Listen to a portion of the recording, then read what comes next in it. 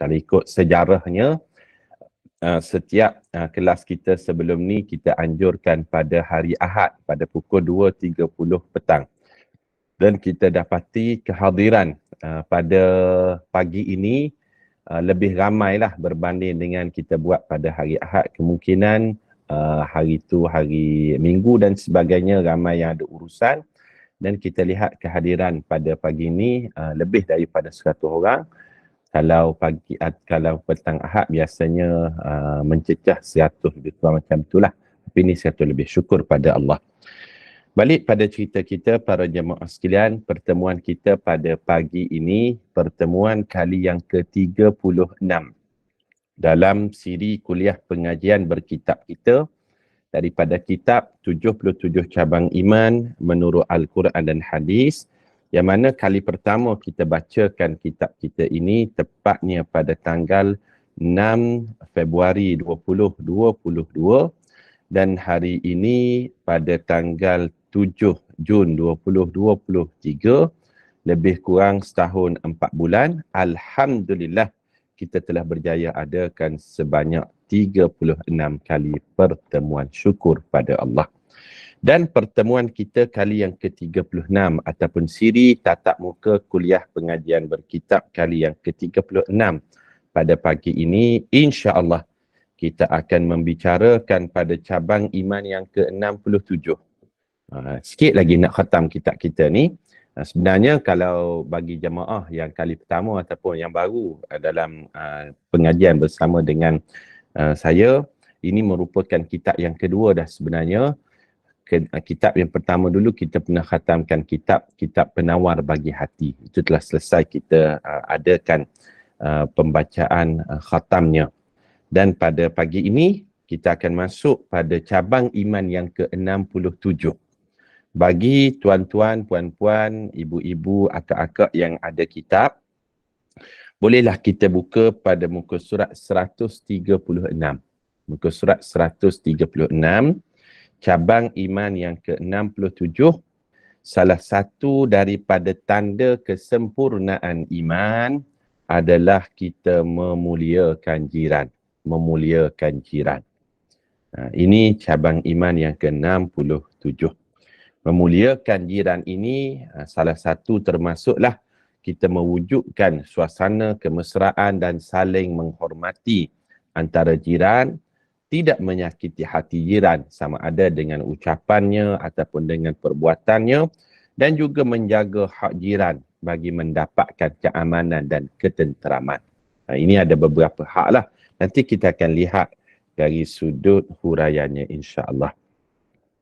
Kalau para jemaah tengok, ada satu dalil Al-Quran dan satu dalil daripada hadis Nabi sallallahu alaihi wasallam dibawakan oleh pengarang kitab kita ni. Insya-Allah kita akan tengok satu-satunya insya-Allah. Pepatah Arab pernah menyebut dalam bab jiran ni. Apa kata pepatah Arab? Al-jar qabla ad-dar. Al-jar qabla ad-dar. Maksudnya, kenalilah siapa jiranmu sebelum kamu dirikan rumahmu. Ini pepatah Arab sebut.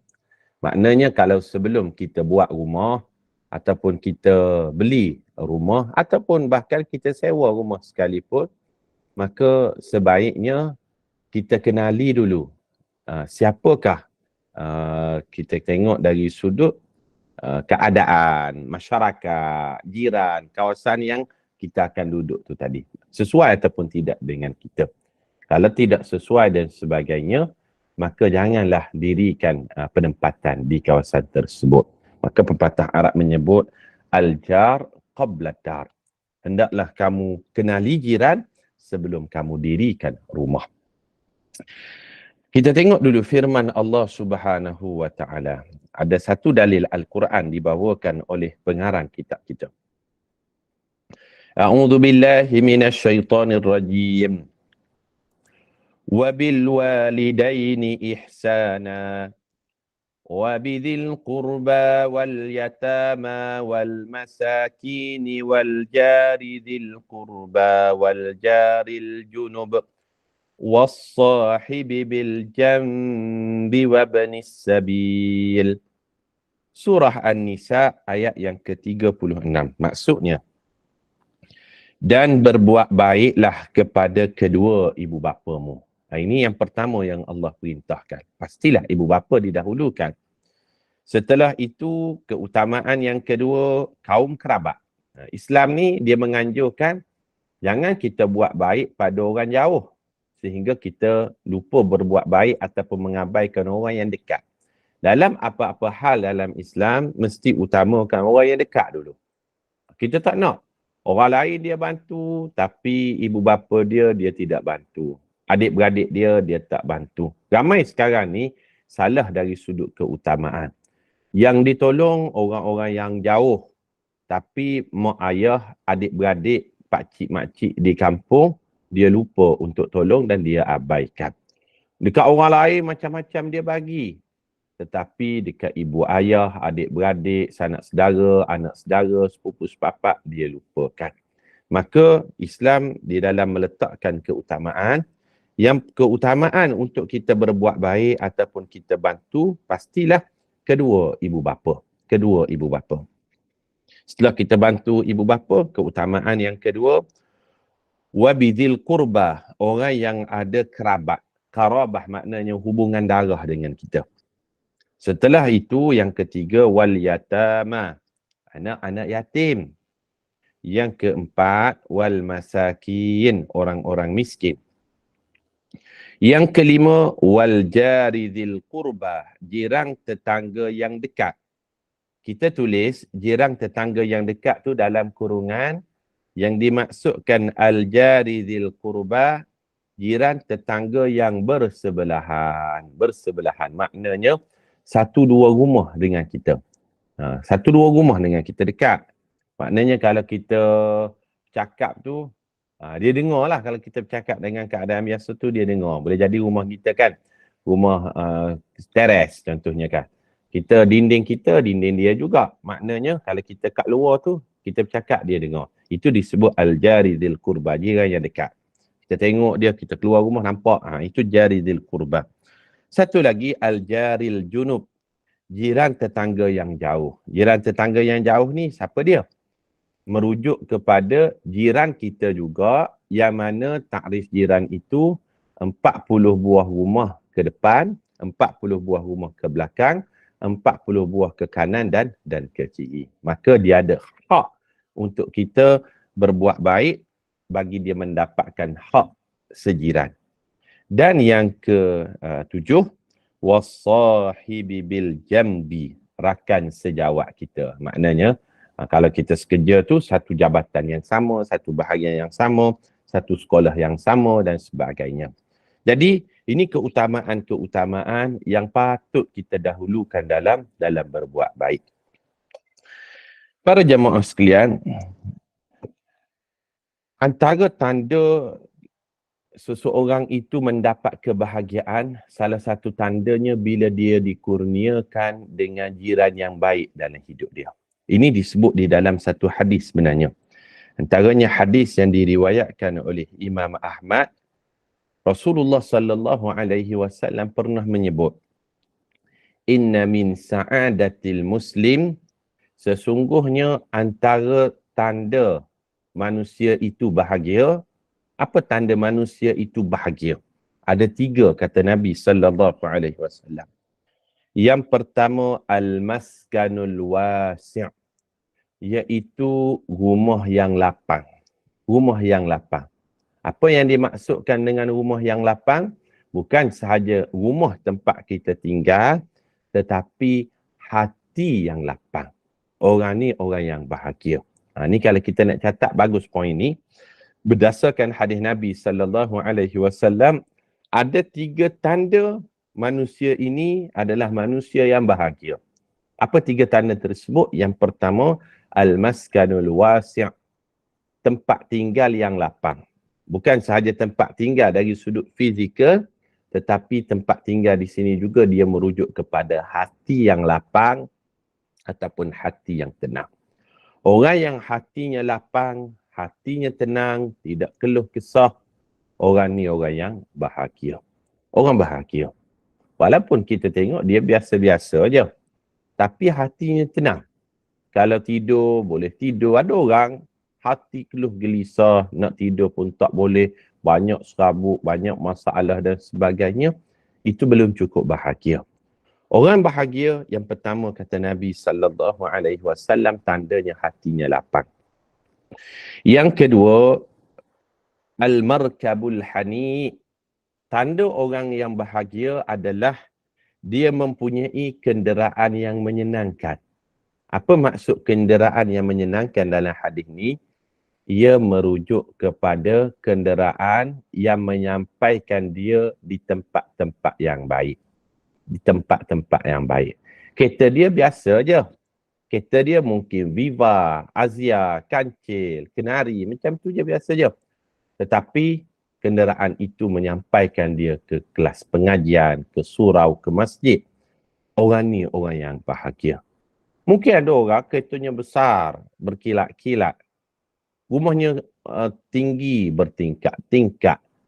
Tetapi kalaulah tidak menyampaikan ke rumah Allah, tempat-tempat yang baik, itu sebenarnya bukan standard kebahagiaan di sisi Allah Subhanahu Wa Taala. Ini yang kedua. Yang ketiga yang kita nak garis bawahkan ataupun yang kita nak fokuskan dalam hadis sesuai dengan cabang iman yang ke-67.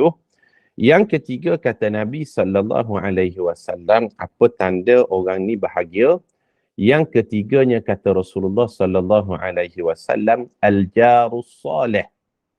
Tanda orang bahagia apabila dia mendapat jiran-jiran yang soleh, jiran-jiran yang baik. Jiran yang tak menyakitkan hati orang. Jiran yang kalau dia ada, orang rasa tenang dengan keadaannya, dengan keberadaannya. Sebab pernah Rasulullah SAW bagi amaran kepada jiran-jiran sebenarnya. Jiran-jiran, kita letak di kita pasti ada jiran kan. Ada lebih kurang 137 orang pada saat ni. Kita hidup dalam keadaan berjiran. Kita letak atas diri kita sebagai satu muhasabah. Adakah kita ni termasuk dalam kalangan jiran yang menyenangkan jiran kita ataupun jiran yang menyusahkan orang lain? Na'udzubillah min zalik. Sebab Rasulullah SAW pernah beri amaran di dalam satu hadis yang diriwayatkan oleh Imam Bukhari dan Muslim. Kata Nabi SAW, wallahi la yu'min. 3 kali Rasulullah SAW ulang. Wallahi la yu'min, wallahi la yu'min. Demi Allah dia tidak beriman. Demi Allah dia belum sempurna iman. Demi Allah belum sempurna imannya. Qila man ya Rasulullah. Sahabat bertanya, siapakah yang belum sempurna imannya itu wahai Rasulullah? Maka sallallahu alaihi wasallam, alladzi la ya'manu jarahu bawa'iqahu. Sesungguhnya orang yang belum sempurna imannya itu ialah orang yang menyebabkan jiran berasa tidak aman dengan keberadaannya. Jiran berasa tidak aman dengan keberadaannya. Orang rasa kalau dia ada ni, orang rasa tak seronok. Orang macam ni, dia bersifat pengganggu. Di mana-mana tempat pun akan ada biasanya. Kalau di tempat kerja, ada jenis yang kita sebut sebagai persik. Sebagai persik. Ada dia ni menjadi satu beban ataupun masalah kepada jabatan ataupun organisasi ataupun tempat ataupun masyarakat ataupun berjiran. Ada dia jadi masalah. Dia buat kerjanya tidak, ajak orang sembang je banyak lebih. Contoh kan, kalau di tempat kerja. Ataupun dalam konteks jiran. Apa maksud Rasulullah SAW? Alladzi la ya'manu jarahu bawa'iqahu. Jirannya rasa tidak aman dengan keberadaannya. Kadang-kadang adalah kita berjiran kan. Kadang-kadang sampah pagi-pagi begini kan. Sampah dia letak depan rumah dia tu dalam keadaan tak terikat dengan baik contohnya. Datang kucing dan sebagainya, tarik plastik dia, habis terabur di depan tangga kita. Ada jiran demikian. Dia tak letakkan dalam bangku sampah yang elok contohnya kan. Ataupun dia maaf sebut bagus, tapi kena jaga kebersihan lah. Contoh kan, dia pelihara kucing. Saya beberapa kali jugalah berjiran, banyak-banyak tempat juga sebelum ni. Jiran dia pencinta haiwan, bagus. Ini salah satu daripada apa yang Rasulullah sallallahu alaihi wasallam sukai. Tapi kita lihat kucingnya itu dia lepas bersiaran, lepas macam tu je. Sampai beberapa kali jugalah dia buang najis di depan tangga kita. Yang menyebabkan bila terkena pada selipar ataupun kasut kita, kita akan bawa najis tu ke mana-mana sampai ke dalam kereta dan sebagainya. Jadi kita rasa sakit hati jugalah. Sebab apa? Sebab dia nak pelihara kucing bagus. Tapi janganlah sampai terabai macam tu. Ini yang dimaksudkan oleh Nabi SAW, alladzi la ya'manu jarahu bawa'iqahu. Ini satu muhasabah lah pada diri kita. Ataupun kita sebagai jiran kan, kita rasa tidak aman kalau ada contohnya kan, pukul 12, pukul 1 pagi, anak-anak muda duk rem motor dan sebagainya. Kita rasa tidak tenang.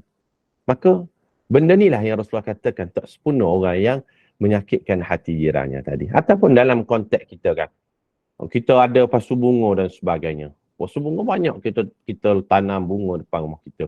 Kadang-kadang duri dia tu sehingga kan bila jiran kita undur kereta kena tercala pada kita dia. Benda ni lah yang Rasulullah sallallahu alaihi wasallam sebut la ya'manu jarahu bawa'iqahu. Jirannya berasa tidak aman dengan kehadirannya. Contoh kan, kita nak makan sambal belacan. Duk tumbuk lesung tu pukul 1 pagi duk tumbuk lesung. Kita duk rumah atas. Bila kita tumbuk tu, kong, terbangun anak dia yang sedang berada di rumah bawah tu. Ini yang menyebabkan Rasulullah sallallahu alaihi wasallam alladzi la ya'manu jarahu bawa'iqahu. Jirannya berasa tidak tenteram, tidak aman dengan kehadiran dia. Maka kita sebutkan di dalam perbincangan kita ini, pastikan selain daripada kita menjaga hablum minallah, kita juga menjaga hablum minan nas, sesama jiran. Sebab itulah ada beberapa adab yang saya sebut secara ringkas pada pagi ni. Yang pertama, adab kita bila kita berjiran, sebaiknya kita memulakan untuk memberi salam apabila kita bertemu. Mungkinlah kita nak pergi kerja dan sebagainya kan. Cukup beri salam, kerana salam itu merupakan satu doa. Bila kita doa pada dia, maka doa itu sebenarnya kita sedang mendoakan diri kita. Sebab bila kita doa pada dia, Assalamualaikum, selamatlah ke atas kamu yang nak pergi kerja tu sampai dengan selamat, balik dengan selamat. Warahmatullah, sebagai Allah beri rahmat pada kamu. Barakatuh, moga awak ada barakah. Kamu cari rezeki ada barakah. Maka adab kita bila kita bertemu dengan jiran dan sebagainya, mulakan untuk memberi salam. Cukup Assalamualaikum warahmatullahi wabarakatuh.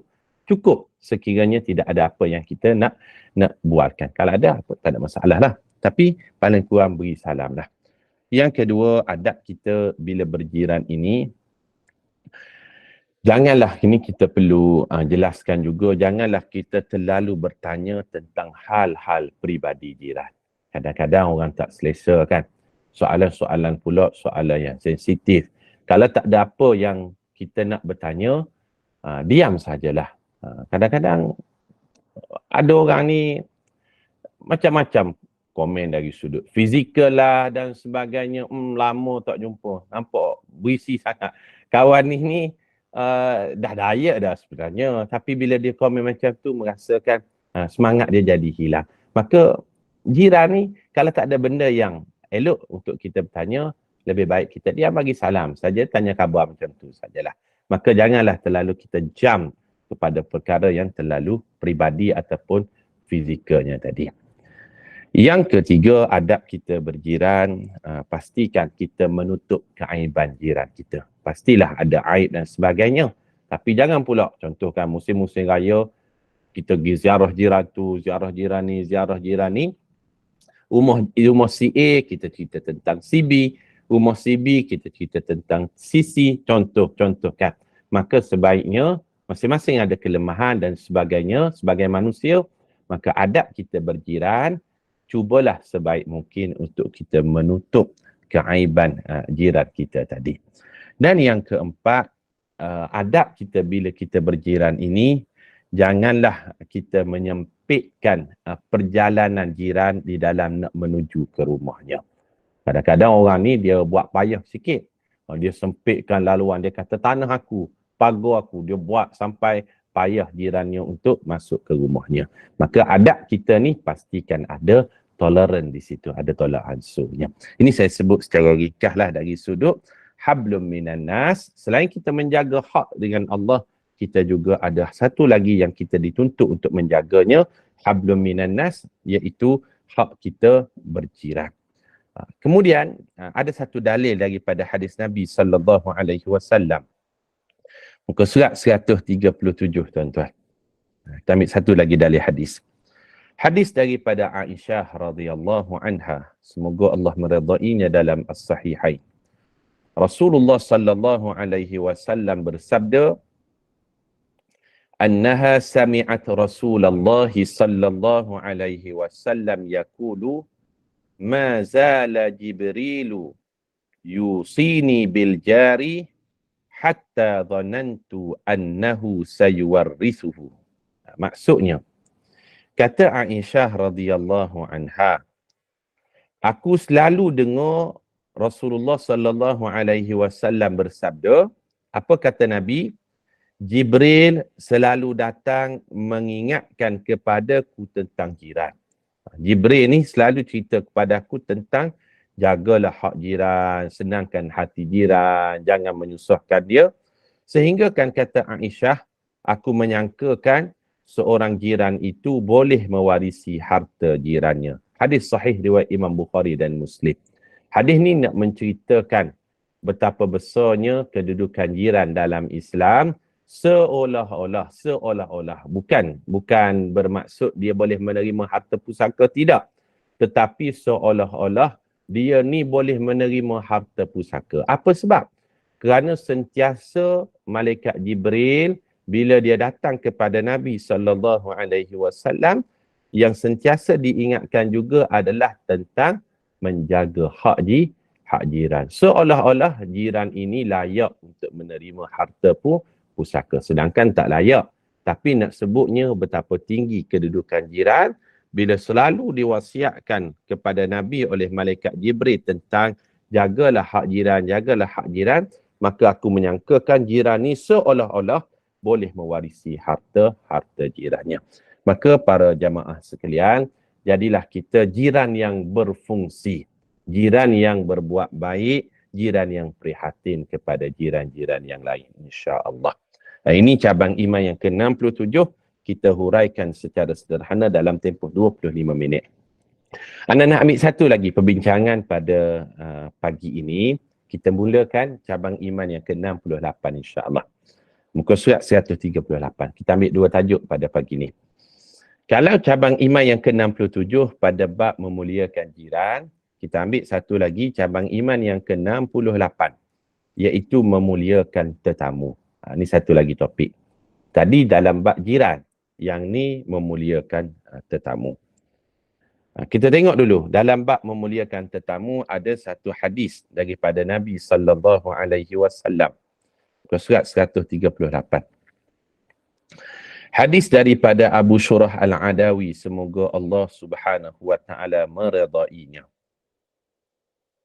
Kata Nabi sallallahu alaihi wasallam, sami'at adhnaya wa absarat aynaya hina takallama Rasulullah sallallahu alaihi wasallam faqala man kana yu'minu billahi wal yawmil akhir falyukrim dhaifahu jaizatahu.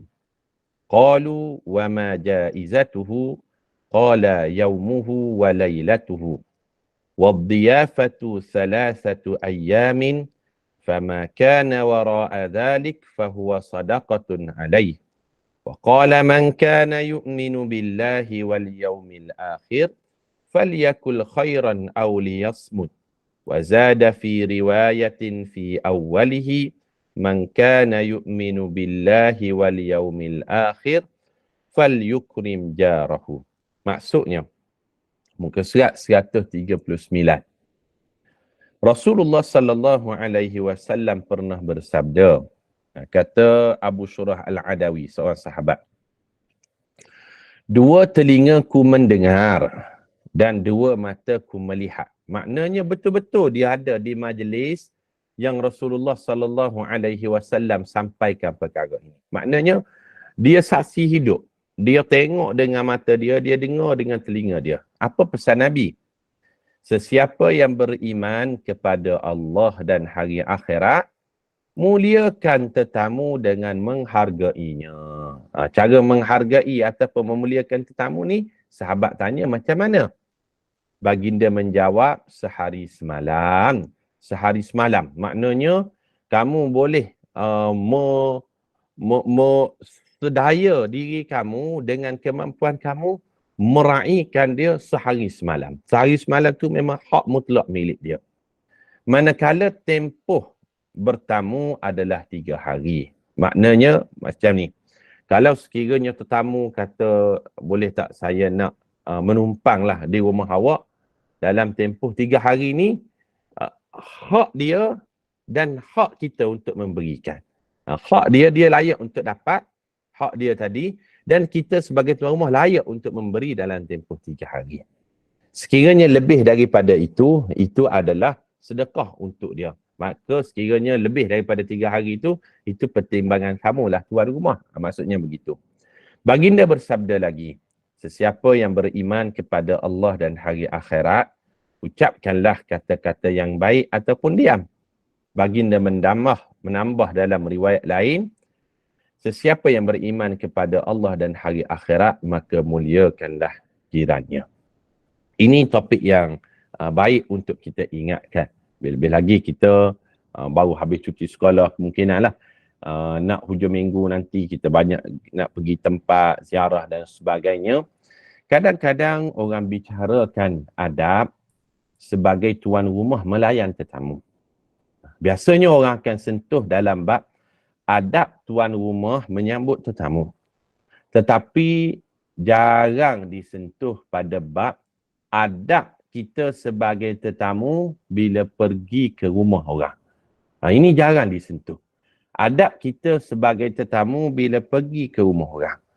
Apakah adabnya? Jadi para jemaah sekalian, kita boleh tulis ada 6 adab sebagai tetamu. Ini sama-sama kita praktikkan lepas daripada ni. 6 adab sebagai tetamu. Apa dia yang pertama? Adab kita sebagai tetamu adalah yang pertamanya, makan dengan segera bila makanan siap dihidang oleh tuan rumah. Ini yang pertama. Makan dengan segera. Bila makanan siap dihidang dan sebagainya, jangan duk sembang-sembang lagi. Makanlah. Sebab apa? Tuan rumah dah buat preparation dah panas dah lauk dan sebagainya. Janganlah dah siap hidang setengah jam tak datang makan lagi. Jadi akan meresahkan hati tuan rumah tadi.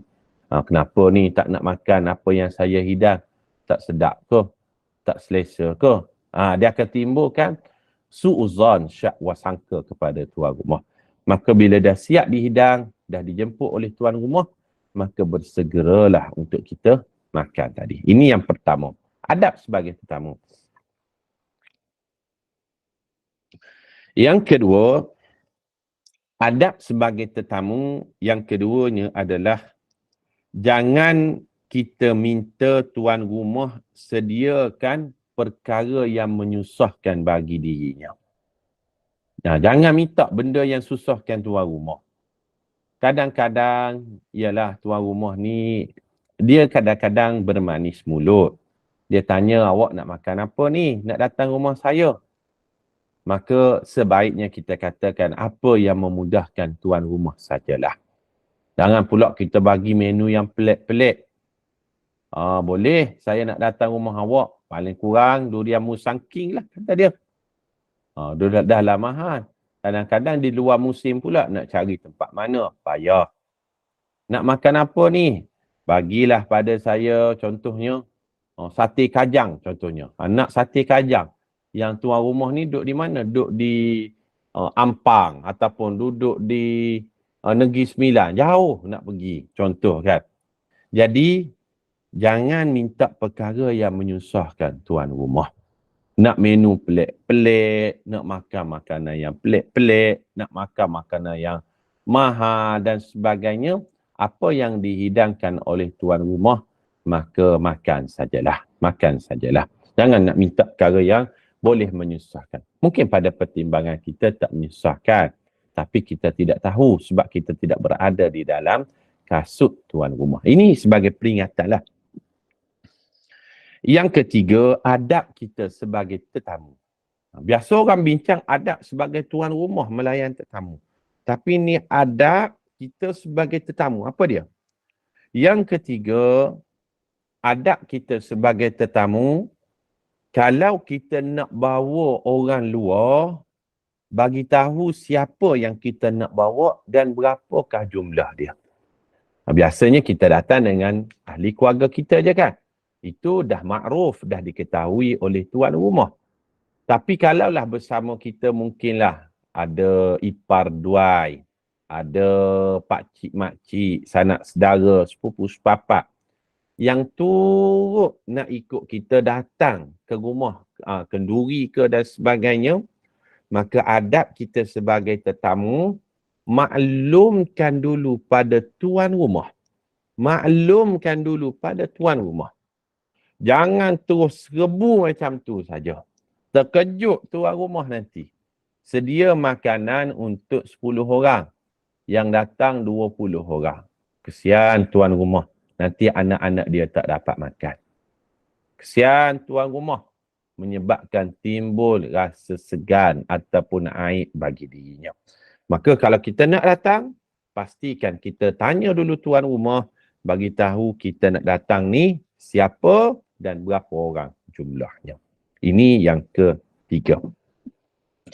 Yang keempat, adab kita sebagai tetamu, jauhilah perbuatan yang menyakiti hati tuan rumah. Jauhilah perbuatan yang menyakiti hati tuan rumah. Kadang-kadang kita tengok tetamu yang datang ke rumah kita ataupun mana-manalah. Bila datang ke rumah kita tu, komplain dia tu lain macam. Banyak pula komplain. Saya rasa ni tak sesuai lah awak buat ruang tamu kat sini. Dia komplain. Saya rasa tak sesuai lah meja makan letak kat sini. Saya rasa dapur awak tu kecil lah. Saya rasa tak sesuai lah awak letak benda ni. Tandas ni sepatutnya kat sini tersorok sedikit. Banyak pula komplain. Saya rasa parking awak ni kecil lah. Tak sesuai letak kat sini lah. Kena ubah lah. Kena renovate lah. Banyak komplain. Sedangkan kita tak tahu dari sudut kemampuan, dari sudut struggle-nya seseorang itu. Maka, bila kita pergi ke rumah orang, pastikan mata kita jadi buta dan telinga kita jadi bisu. Telinga kita jadi bisu, kita tidak bawa mulut pada orang lain. Faham tak? Mulut kita jadi bisu. Mata buta, telinga tuli, mulut jadi bisu. Maknanya mata kita ni tak mencari kelemahan. Kita jangan jadi mata lalak. Ataupun mulut kita ni jadi bisu supaya kita tidak sebarkan kekurangan orang lain tu kepada orang yang seterusnya.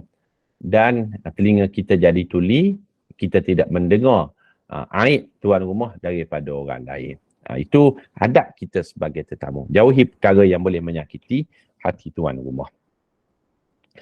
Yang kelima, adab kita sebagai tetamu, yang kelimanya adalah pilih waktu yang sesuai. Pilih waktu yang sesuai bila kita nak pergi ke sesuatu rumah ataupun kenduri ataupun open house dan sebagainya. Pilih waktu yang sesuai.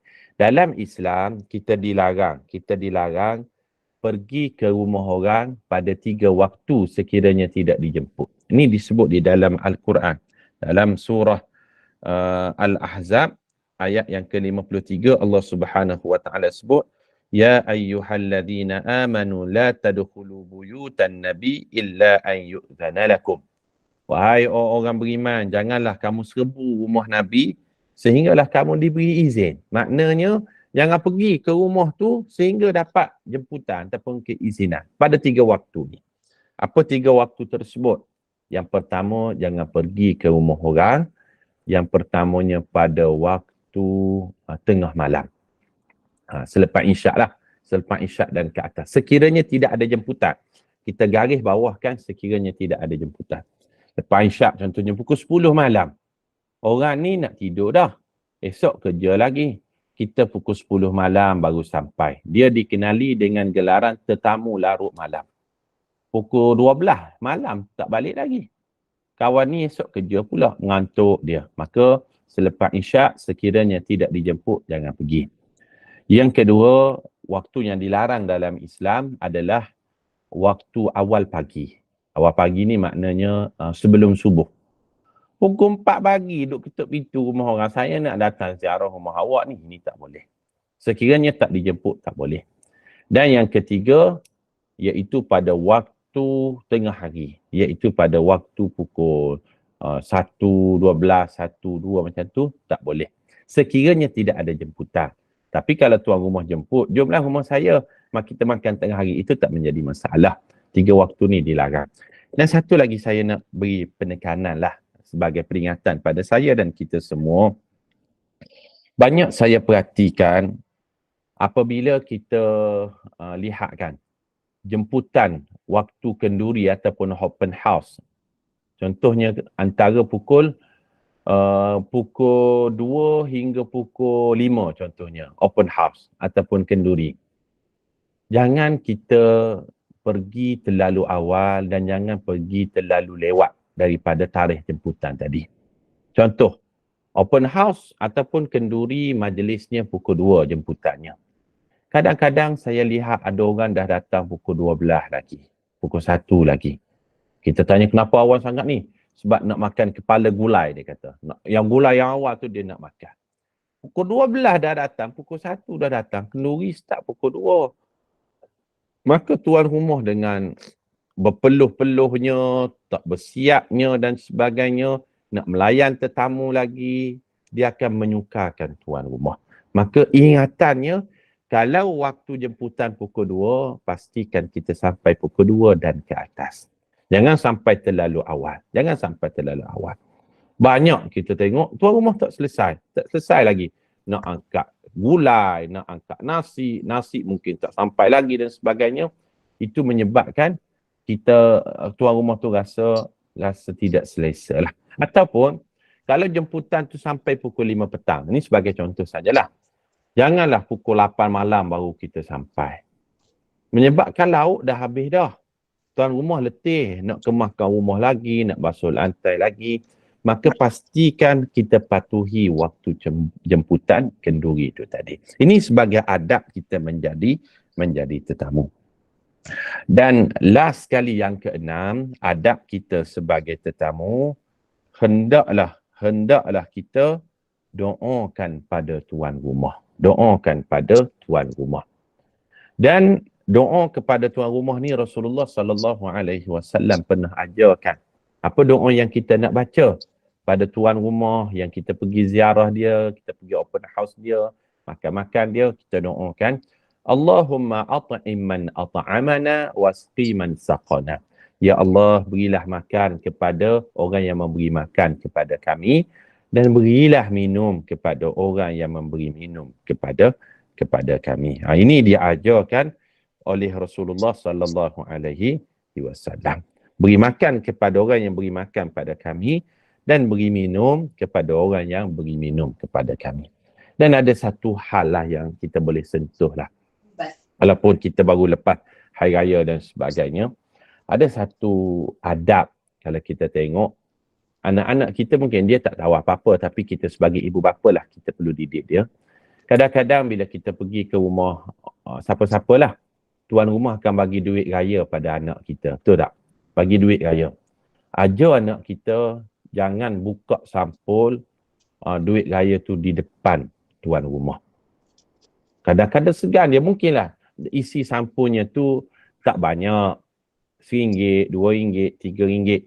Kadang-kadang anak-anak kecil kan, dia terima sampul terus, koyak sampul tu, sampul dia buang, tengok duit. Alah RM2 je, alah RM1 je, alah RM3 je. menyebabkan timbul rasa segan, malu dan aib pada tuan rumah. Jadi perkara ni kita kena take note sebagai tetamu bila kita bertamu di rumah orang lain. Ini saya sebut secara ringkaslah adab-adab kita sebagai tetamu dalam kita bicarakan cabang iman yang ke-68, memuliakan tetamu. Jadi anda rasa sekadar ini saja pada pagi ini, 2 cabang iman yang kita bicarakan. Yang pertama memuliakan jiran dan yang kedua memuliakan tetamu. InsyaAllah pada pertemuan akan datang kita akan masuk pada cabang iman yang ke-69, tidak menghebohkan keburukan orang yang melakukan dosa, salah satu daripada tanda kesempurnaan iman. Wallahu a'lam. Saya serahkan kembali kepada Puan Moderator Majlis pada pagi ini. Dipersilakan Puan Inul. Terima kasih Ustaz. Kita buka soalan sikit Ustaz ya. Dia nak bertanya. Silakan para jemaah untuk bertanya soalan sekiranya Boleh, ada boleh kefikiran. insya-Allah. Silakan.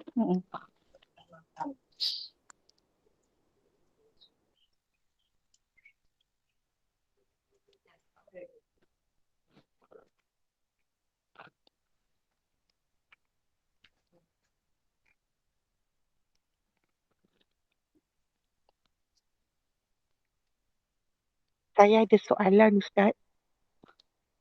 Silakan Puan. Silakan. Ustaz kata jangan membina rumah selagi kita tak kenal jiran-jiran. Macam mana macam tu? Macam kalau kita booking rumah, kita tak kenal jiran kita kan. Lagipun kalau kita beli tanah nak buat rumah pun kita tak kenal jiran kita, sebab mengenali seseorang tu mengambil masa juga. Macam mana tu Ustaz? Okey, terima kasih kepada Puan Zainab yang bertanya soalan berdasarkan apa yang saya sebut tadi. Salah satu pepatah Arab menyebut al-jar qabla dar. Kenalilah jiran sebelum dirikan rumah. Macam mana cara kita nak kenal orang di kawasan tersebut, jiran-jiran, sebelum kita nak dirikan rumah ni? Kita baru nak duduk kat situ, macam mana kita nak kenal orang? Salah satu caranya kita mengenali dengan mulut orang tempatan tu. Kita kenali dengan mulut orang tempatan. Mungkinlah kita kenal dengan Pak Imam, kita kenal dengan penghulu ataupun orang yang dah buat rumah kat situ dah. Kita tanya dia macam mana keadaan kat sini, macam mana keadaan masyarakat dia, suasana-suasana dia macam mana. Maksudnya macam tu. Kita buat survey awal dulu, survey awal. Tapi kalau kita dah ada rumah dah sekarang ni, kita jadilah jiran yang terbaik. Tapi kalau belum lagi, maka hendaklah kita jalankan survey berdasarkan kepada pendapat ramai-ramai orang pada tempat tersebut. Wallahu a'lam. Terima kasih Ustaz. Okay, daripada Puan Niksem, bila kita bawa orang luar bersama, perlukah kita minta izin dulu atau hanya dia maklumkan sahaja? Okey, sebaiknya dapatkan keizinan. Sekiranya jemputan itu jemputan yang terhad. Tetapi sekiranya jemputan itu jemputan yang terbuka, maka sekadar kita maklumkan sahaja. Faham tak? Kalau jemputan terhad ni dia hanya jemput diri kita saja, maknanya diri kita dengan isteri ataupun anak-anak. Itu jemputan terhad lah. Tapi kalau jemputan terbuka, maknanya semua boleh datang. Kita hanya sekadar maklumkan yang kita bawa. Wallahu a'lam. Jelas ke? Okey, saya nampak kat sini yang kat tangan Aisyah Saleh. Aisyah nak tanya, silakan.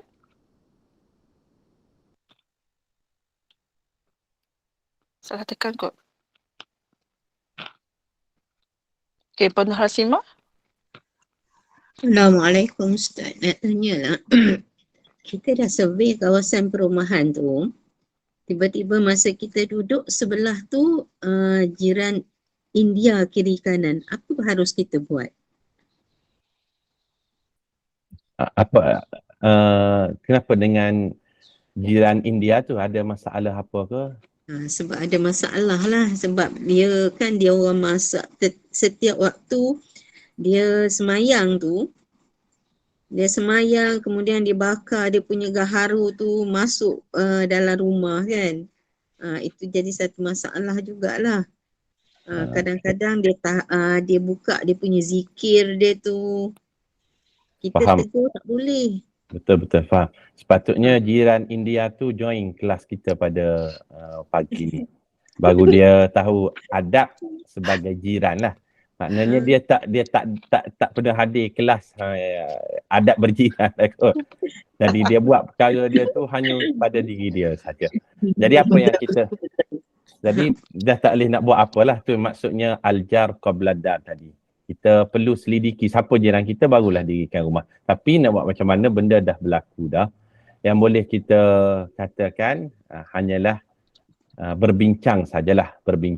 Tapi kita akuilah benda ni sensitif. Benda dalam bab isu agama ni, mungkin kalau kita tegur dia bakar gaharu ke, dia sembahyang ke, sensitif.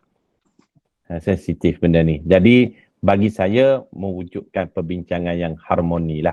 Kalau kita tegur dia, mungkin dia akan tak puas hati dan sebagainya. Tapi lebih kepada perbincangan. Wallahu'alam. Satu lagi Ustaz, kita nak tanya, dia bakar tu, kalau kita masuk dalam rumah kita tu, macam mana? Ada orang kata syaitan dia tu? Tak ada kaitan dengan kita. Tak ada kaitan. Tak ada ya? Tak ada. Sebab, okey. Terima kasih Ustaz. Sama. Okay, Puan Maimunah nak tanya, silakan. Assalamualaikum Ustaz. Assalamualaikum warahmatullahi wabarakatuh. Saya nak tanya berkenaan tadi ada Ustaz sebut berkaitan dengan kucing ya. Kalau kucing-kucingnya kita tak pasti, ada kucing jiran ni memang banyak bela kucing lah, tapi kita tak pasti sama ada kucing jiran ke ataupun kucing liar ke yang masuk ke kawasan rumah kita buang najis kadang-kadang tiap hari. Jadi boleh tak kalau kita ambil kucing tu, tangkap kucing tu pergi buang kat pasar ke kat mana-mana? Boleh ke? Kalau kucing tu bukan kucing jiran kita, kucing awam, boleh kita pindahkan ke tempat yang bersesuaian lah. Macam kita ni pasar lah, sebab tempat dia di sana. Bukan tempat dia di kawasan perumahan, sebab dia akan mengganggu penempatan tu.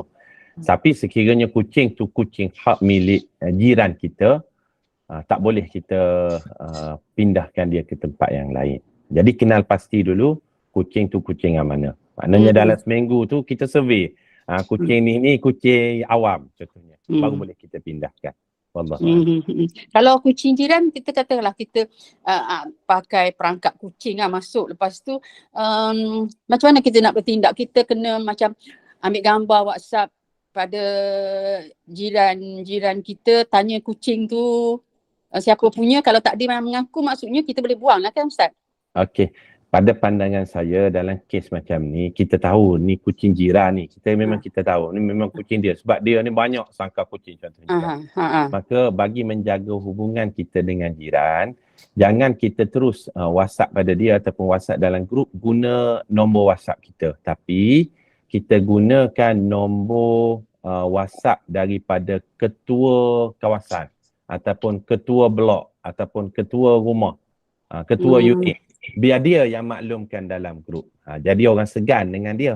Hubungan kita dengan jiran pun terjaga dan dia pun menunaikan tanggungjawab dia sebagai ketua kawasan tadi. Dan perkara dia. Okey. Maknanya lidah kita tapi perkataan orang lain. Orang yang dihormati. Okey, terima kasih Ustaz, clear. Sama clear, insyaAllah. Okey, seterusnya Puan Harizan, silakan. Assalamualaikum Ustaz. Waalaikumsalam warahmatullahi. Saya nak tanya tadi yang cabang iman yang ke-67. Yang pertama tu buat baik kepada ibu bapa. Yang kedua tu saya tak dapat tangkap tadi. Yang kedua tadi walidil qurba, iaitu ahli kerabat, ahli keluarga. Ini yang kedua.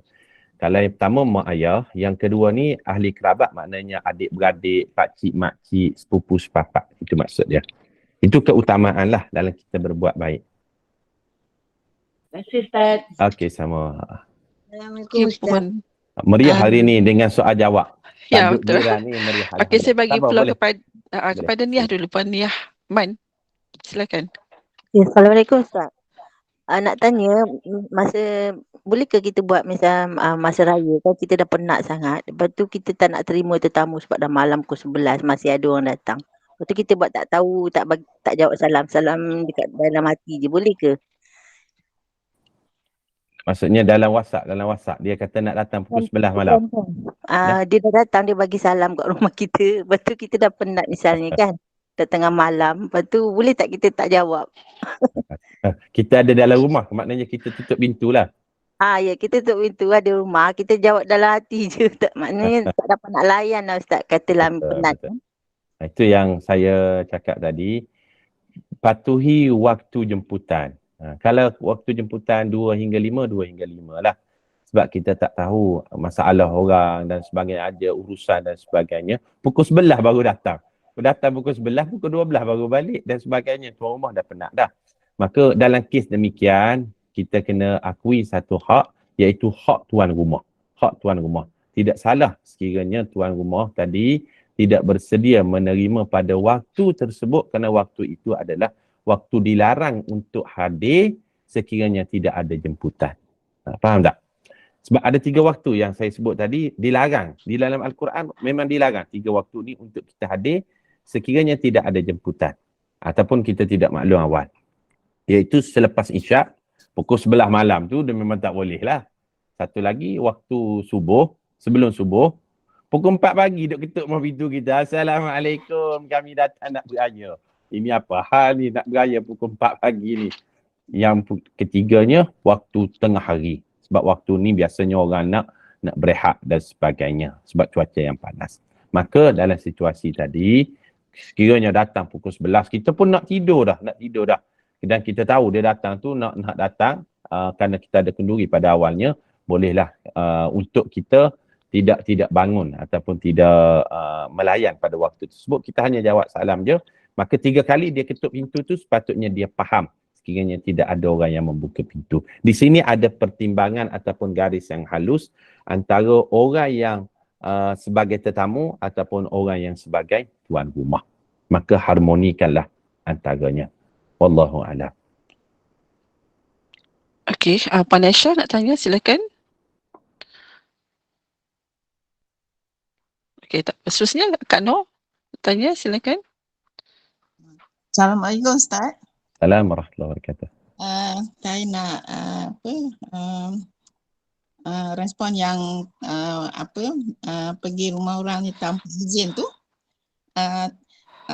waktu yang tidak dibenarkan kan. Maksudnya memang kita tak ada 3 waktu yang Ustaz cakap, tapi bagaimana kalau waktu yang tak dibenarkan tengah malam misalnya, sebab kita memerlukan pertolongan, bukan kita nak pergi beraya atau sebagainya, tapi memerlukan pertolongan yang kita terpaksa nak jumpa orang tu, nak minta pertolongan. Adakah dibenarkan atau kita tak boleh juga? Okey. Terima kasih kepada Kak Noh. Satu soalan yang sangat baik yang perlu kita perincikan pencerahannya. Yang dimaksudkan dilarang tadi sekiranya waktu itu waktu yang aman. Waktu yang tidak ada apa-apa urusan, tidak ada apa-apa kecemasan. Sekiranya ada kecemasan, boleh pada mana-mana waktu sekalipun kita diwajibkan untuk memohon pertolongan. Lebih-lebih lagi sekiranya melibatkan nyawa dan sebagainya. Yang dimaksudkan dilarang tadi, saja-saja nak pergi ziarah rumah orang. Ini dilarang di dalam Islam. Ini tak boleh. Kalau yang Kak Noh maksudkan tadi, waktu yang kita perlukan pada dia kan ada kecemasan. Itu tidak menjadi masalah pada mana waktu sekalipun untuk kita mohon pertolongan. Wallahu a'lam. Okey. Seterusnya ada lagi soalan yang lain-lain? Saya kira setakat itu je ikut saya. Dah. Okey, baiklah. Syukur masih. Alhamdulillah, syukur. Alhamdulillah. Jazakallah khairan fadil Ustaz Wan Halim atas kesudian berkongsi ilmu tentang menjaga, tentang memuliakan jiran dan menjaga hak-hak jiran juga, memuliakan tetamu dengan menghargainya, meraihkannya juga. Jagalah kita sebagai tetamu adab-adab ke rumah jiran, dan semoga ini memberi sedikit sebanyak kefahaman dan manfaat buat kita semua. Terima kasih kepada Puan Isam sudi bantu saya buat catatan dan chat itu, dan terima kasih kepada penaja juga beri semangat program majlis ilmu ini, dan moga diberikan jalan Allah SWT. Dan Ustaz, kita tutup dah dulu, tangguhkan dulu majlis ilmu kita dengan tasbih kafarah dan surah Al-As. Silakan Ustaz. Bismillahirrahmanirrahim. Subhanakallahumma wa bihamdika nashhadu an la ilaha illa anta nastaghfiruka wa natubu ilaih. Bismillahirrahmanirrahim. Wal 'asr innal insana lafi khusr illa alladhina amanu wa 'amilus solihat tawasaw bil haqqi wa tawasaw bis sabr. Terima kasih semua. Assalamualaikum Sama-sama. warahmatullahi wabarakatuh. Ustaz. Waalaikumsalam warahmatullahi wabarakatuh. Terima kasih Ustaz. Terima kasih Ustaz. Assalamualaikum. Assalamualaikum.